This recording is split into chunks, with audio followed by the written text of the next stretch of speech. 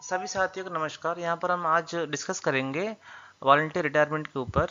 जो इससे पहले जो यूपीएस के अंतर्गत गैजेट आया था कि उसमें आपको मिनिमम सर्विस 25 इयर्स का था। यहाँ पर आप देख पा रहे हैं case of voluntary retirement after minimum qualifying service period 25 from the date of employ would have superannuated if the service period has been continued to superannuation. यहाँ पर देख वॉलंटियर रिटायरमेंट का जो सर्विस पीरियड था, पहले आपको 25 इयर्स का यहाँ पर सर्विस पीरियड था। इससे पहले जो गैजेट है था आपके लिए, यहाँ पर देख पा रहे हैं 24 जनवरी 25 को गैजेट आया था। उसमें क्लियर बताया है कि जो वॉलंटियर रिटायरमेंट के लिए आपको मिनिमम क्वालिफाइंग सर्विस आपको 25 साल होना चाहिए, यानी 25 इयर्स होनी चाहिए।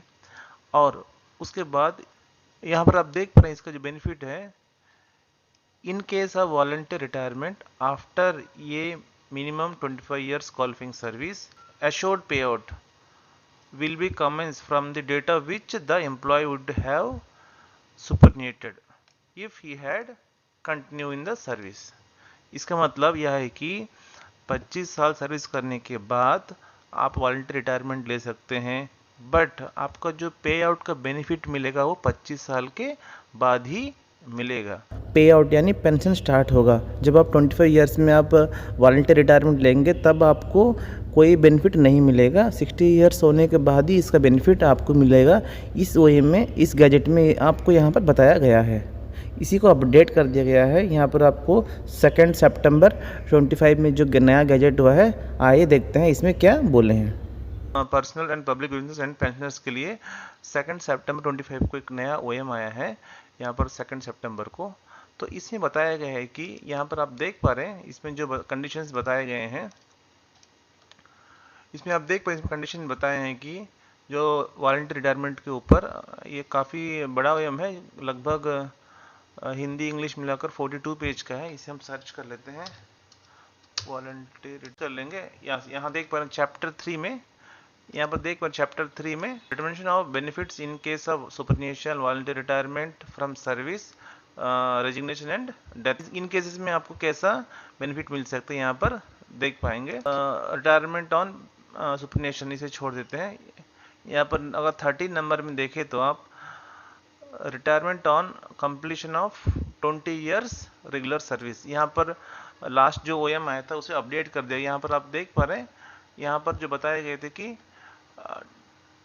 मिनिमम क्वालिफाइंग सर्विस 25 इयर्स बताए थे, बट इसे अपडेट कर दिया नया गैजेट में।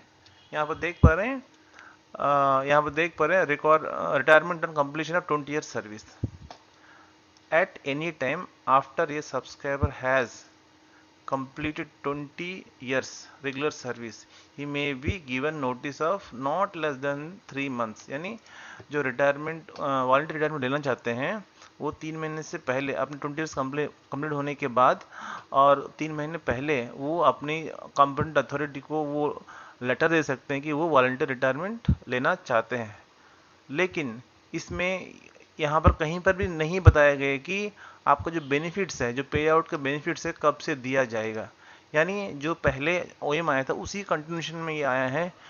इसका मतलब यह होता है कि आपका जो बेनिफिट है रिटायरमेंट्स का वो आपको 60 इयर्स पूरा होने के बाद ही मिल सकता है। इसका मीनिंग यही बन रहा है। तो देखते हैं आगे क्लैरिफिकेशन कुछ आ सकता है कि नहीं।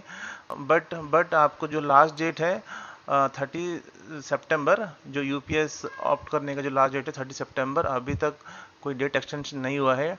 अगर इस चीज़ को अगर सरकार क्लैरिफाई कर देती है कि हमें जो है कब से जो बेनिफिट मिल सकता है, और पेंशनर का जो कंट्रीब्यूशन जो 10% जो पेंशनर का इंडिविजुअल कंट्रीब्यूशन है, अगर वो अमाउंट भी अगर सरकार इंडिविजुअल को जो भी पेंशनर उसे दे देती है, तो काफ़ी सारे लोग यूपीएस से जुड़ने के लिए आगे आएंगे। दोस्तों, कौन से टॉपिक में और भी डाउट्स है आप कमेंट करिएगा, मैं कोशिश करूँगा वही पर्टिकुलर टॉपिक में आपको वीडियो बनाने के लिए। तो मिलते हैं अगले अपडेट न्यूज़ के साथ। और दोस्तों, गवर्नमेंट एम्प्लॉय से रिलेटेड आपके मन में कोई भी सवाल है तो कमेंट जरूर करिएगा, मैं कोशिश करूँगा इसका जवाब देने के लिए। तो मिलते हैं अगले वीडियो के साथ, तब तक के लिए नमस्कार।